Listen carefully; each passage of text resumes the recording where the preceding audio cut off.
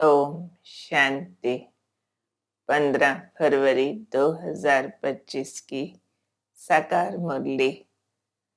आज की मुरली में प्यारे बाबा हमें दैवी चलन सिखा रहे हैं और राजयोग के द्वारा कैसे सब कर्म इंद्रियों को वश करना, कुदृष्टि न रहे, कोई वचन मुख से कड़वा न निकले, आपसी व्यवहार में क्या संभाल करनी है। ये सब राजयोग के विषय हैं जिस पर आज बाबा बहुत स्पष्टता दे रहे हैं। चारों सब्जेक्ट्स पर ही ध्यान खिंचवा रहे हैं। कैसे याद से चेंज होना, कैसे हमें सेवा करनी है, सेवा से कैसे बाप की पहचान दूसरों को देकर उनका कल्याण करना, और साथ ही एक बैलेंस रखना याद और सेवा का, और उसके द्वारा वानप्रस्थ अवस्था को प्राप्त कर लेना। तो आज की मुरली हमें चारों सब्जेक्ट्स में परफेक्शन की ओर जाने की याद दिला रही है। तो बाबा के महावाक्य सुनने से पहले एकाग्रता बढ़ाते हैं। देहभान से अपने को निकाल लें, अपने आत्म स्वरूप में स्थित हो जाएं। अविनाशी मणि का स्वरूप हूं मैं, ज्ञान सागर की संतान हूं। ज्ञान सागर परम पिता मेरे सुप्रीम टीचर हैं। अवतरित होते हैं साकार ब्रह्मा तन में, और उनके मुख के द्वारा ज्ञान वाणी उच्चारण करते हैं। मुझ आत्मा बच्चे को पढ़ाते हैं। आज प्यारे बाबा बोले, मीठे बच्चे, बाप तुम्हें दैवी धर्म और श्रेष्ठ कर्म सिखलाते हैं, इसलिए तुम्हें कोई भी आसुरी कर्म नहीं करना चाहिए। बुद्धि बहुत शुद्ध होनी चाहिए। हमें दैवी धर्म सिखाया जा रहा है। डिविनिटी हमारा धर्म है। धर्म मीन्स धारणाएं। तो डिविनिटी के लिए क्या धारणाएं हैं, श्रेष्ठ कर्म क्या है, ये है बाबा की पढ़ाई। इसलिए अटेंशन है कि कोई कर्म भी निम्न कोटि का ना हो जाए हमारे से। बुद्धि की संभाल रखनी है। फिर आज बाबा ने समझाया, देह अभिमान जब आता है तो कौन सा पाप करा देता है। सावधानी से समझेंगे इस बात को। बाबा ने कहा, अगर देह अभिमान है तो बाप की याद के बजाय देहधारी की याद आएगी। कुदृष्टि जाती रहेगी, खराब ख्यालात आएंगे। ये बहुत बड़ा पाप है। पाप किसे कहते हैं? जिससे एनर्जी डिप्लीट हो, आत्मा कमजोर हो जाए। तो इसलिए जब कुदृष्टि जाए, खराब ख्यालात आए, तो समझना चाहिए माया वार कर रही है। फौरन सावधान हो जाना चाहिए। तो बाबा हमें हमारा अपना भला करना सिखला रहे हैं कि देह अभिमान वश देहधारियों की याद चेक होती रहनी चाहिए। आ रही है तो रिप्लेस करें अपने निराकारी आत्मा स्वरूप से और निराकार बाबा की याद से, ताकि आत्मा की शक्तियां, पवित्रता बढ़ती जाए। फिर चलिए आज की मुरली से हम बाबा की पहचान और पक्की करते हैं। बाबा समझा रहे हैं भगवान तो एक ही है, उसमें ही सारे सृष्टि चक्र का ज्ञान है। ते चलते हैं बुद्धि निराकार बाबा की तरफ, जिसमें सारे सृष्टि चक्र का ज्ञान है। वह है पवित्रता का सागर, शांति का सागर, और रहते भी हैं निर्वाण धाम अथवा शांति धाम में, जहाँ आत्माएं भी रहती हैं। देख रहे होंगे अंतर की आंख से निर्वाण धाम, शांति का धाम, और आत्माएं निवास करती। आत्मा कहती है गॉड फादर, तो जरूर वह निराकार हो गया। देख लें परम धाम में निराकार, क्योंकि कोई देहधारी को गॉड फादर नहीं कह सकते। तो अब निराकार बाप आत्माओं को कहते हैं मुझे याद करो, मुझे अपना कोई शरीर नहीं है, मैं निराकार हूँ, मैं मनुष्यों का बाप नहीं हूँ, आत्माओं का बाप हूँ, मैं ही पतित पावन हूँ। मुझे बुलाते भी हैं हे पतित पावन। तो अब मैं पुरानी पतित दुनिया को बदल नई पावन दुनिया बनाने आया हूँ। सुनी भगवान की डायरेक्ट आवाज। फिर बाबा कह रहे हैं कि मेरा नाम शिव है, इसलिए शिवरात्रि मनाते हैं। तो बाप कहते हैं तुमने सारा कल्प जिस्मानी बाप को याद किया, अब भी बाप आए हैं और कहते हैं मुझ एक बाप को ही याद करना है। तो बार बार अटेंशन कि बाबा आए हुए हैं, ज्ञान सागर, शांति सागर, निर्वाण धाम वासी, और कह रहे हैं मुझ एक को ही याद करो। फिर बाबा इस याद की उपलब्धियां बता रहे हैं। बहुत बड़ी उपलब्धि बताई आज कि बच्चे कर्म इंद्रियों की चलायमानी सिवाय योग के कभी निकलती नहीं, क्योंकि योग लगाना माना आत्मा समझ बाप को याद करना, और देह अभिमान में है तो कर्म इंद्रियां चंचल हैं, खिंचाव करती हैं। सुख आनंद के लिए हम इंद्रियों से रस लेने लगते हैं, लेकिन जब योग में होते हैं तो योग से आत्मिक रस, परमात्मिक रस प्राप्त होता है, उससे ही रिप्लेसमेंट होती है। इसलिए बाबा ने कहा काम महाशत्रु ऐसा है जो किसको भी देखेंगे योग में पूरा नहीं होंगे तो चलायमानी जरूर होगी।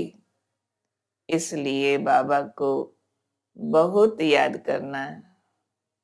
जैसे सतयुग में रावण की चंचलता नहीं होती, क्योंकि वहाँ सोल कॉन्शियस होते हैं, वहाँ सदा योगी लाइफ रहती है। ऐसे यहाँ भी अपनी अवस्था बड़ी पक्की चाहिए।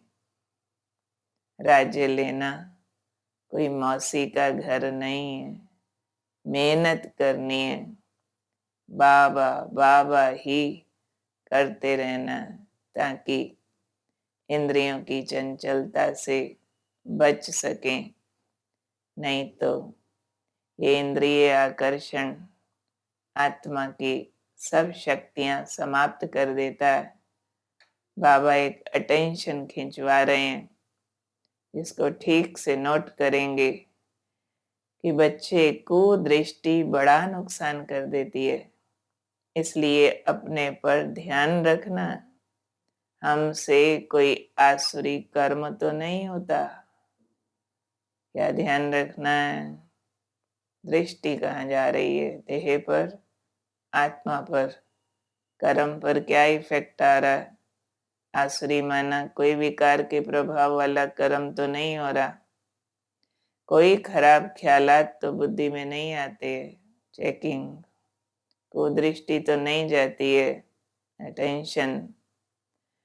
फिर बाबा संभाल बता रहे हैं, अगर योग में बैठ बाप की याद के बदले कोई की देह तरफ ख्याल जाता है तो समझना चाहिए ये माया का वार हो रहा है, मैं पाप कर रहा हूं।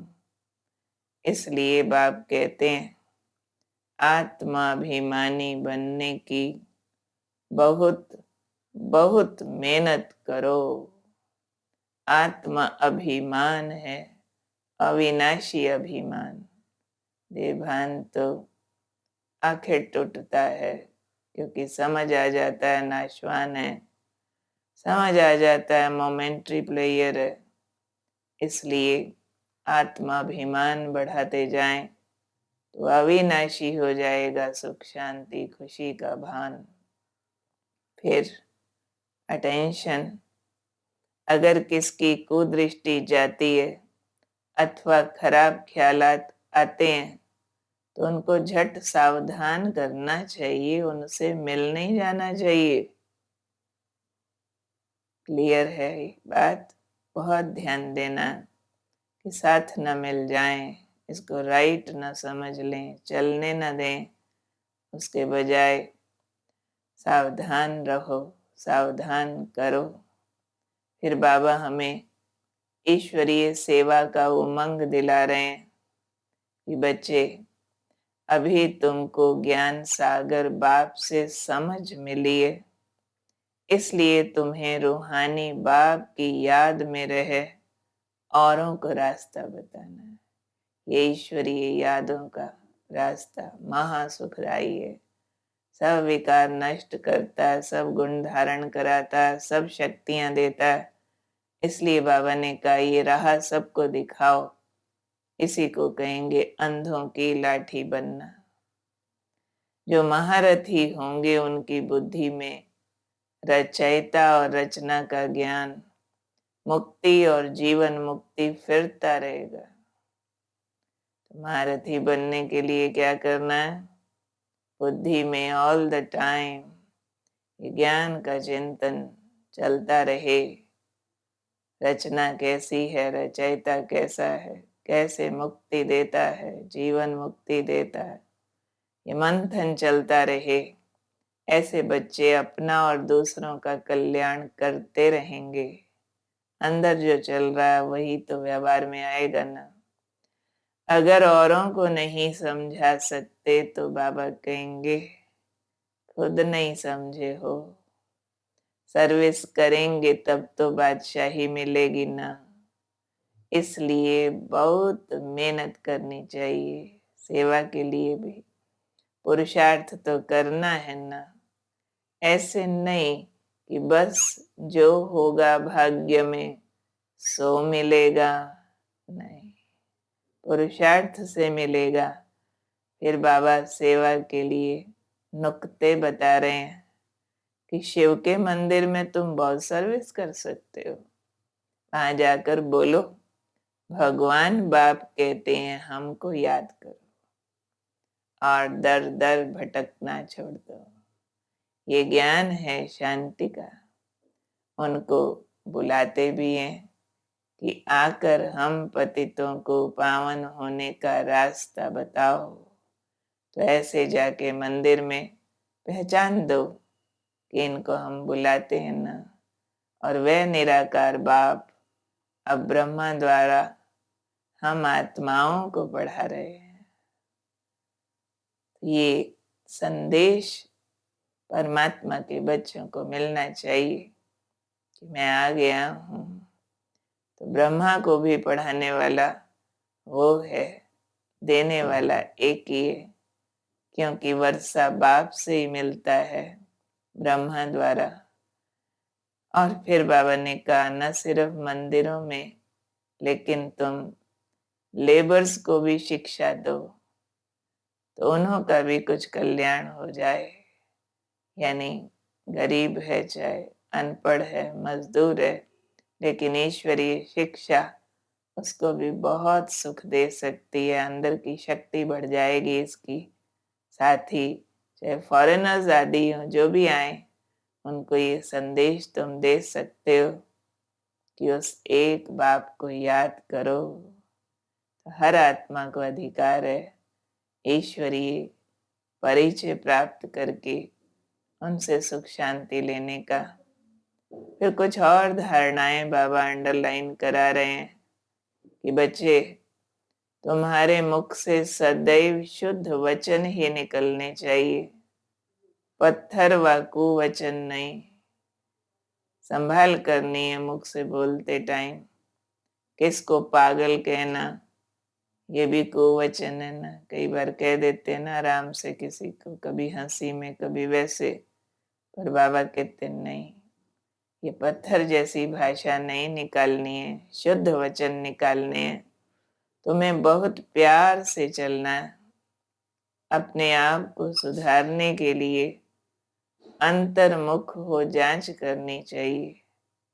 अगर मुख से कोई कुवचन निकले या कुदृष्टि जाए तो क्या करें, क्या करेंगे? अपने को फटकारना चाहिए, डांटना चाहिए कि हमारे मुख से कुवचन क्यों निकले, हमारी कुदृष्टि क्यों गई। अपने को चमाट भी मारनी चाहिए, यानी अपने को पनिश करो, घड़ी घड़ी सावधान करना चाहिए, तब ही ऊंच पद पा सकेंगे।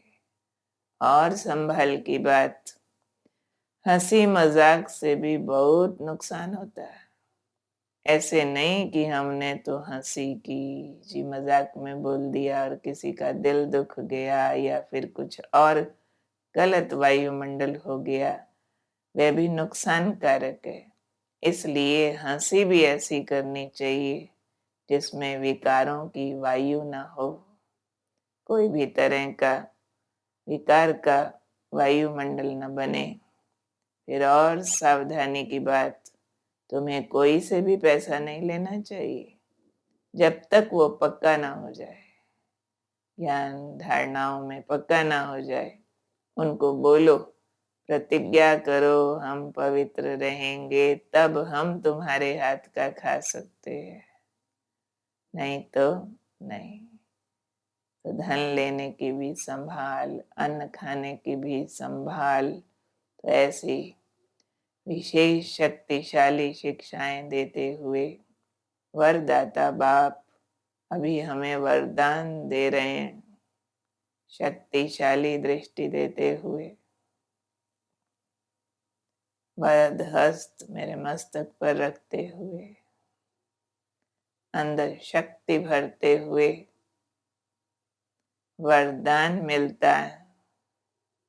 बच्चे निरंतर याद और सेवा के बैलेंस से बचपन के नाज नखरे समाप्त करने वाले वानप्रस्थी भव।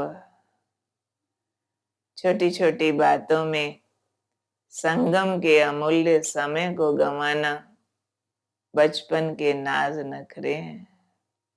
अब ये नाज नखरे शोभते नहीं है।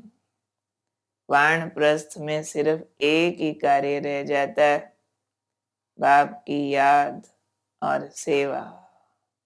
यानी मैच्योर स्टेज पर हो अभी आप, इसलिए छोटी छोटी बातों में टाइम गंवाने वाला बचपना नहीं कर सकते। बाप की याद और सेवा के सिवाय और कोई भी याद न आए। उठो तो भी याद और सेवा, सो तो भी याद और सेवा, निरंतर ये बैलेंस बना रहे। त्रिकालदर्शी बनकर बचपन की बातें या बचपन के संस्कारों का समाप्ति समारोह मनाओ, तब कहेंगे वानप्रस्थी। ईश्वरीय ज्ञान का बचपन यानी पुराने संस्कारों के वशीभूत रहना, उसको समाप्त करके निरंतर याद और सेवा की मैच्योरिटी में रहना। स्लोगन: सर्व प्राप्तियों से संपन्न आत्मा की निशानी है संतुष्टता। संतुष्ट रहो और संतुष्ट करो।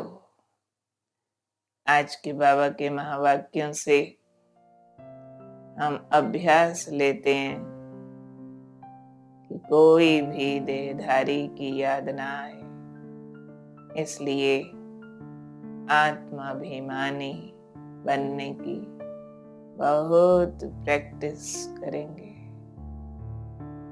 आत्माभिमान है अविनाशी अभिमान, हील करें।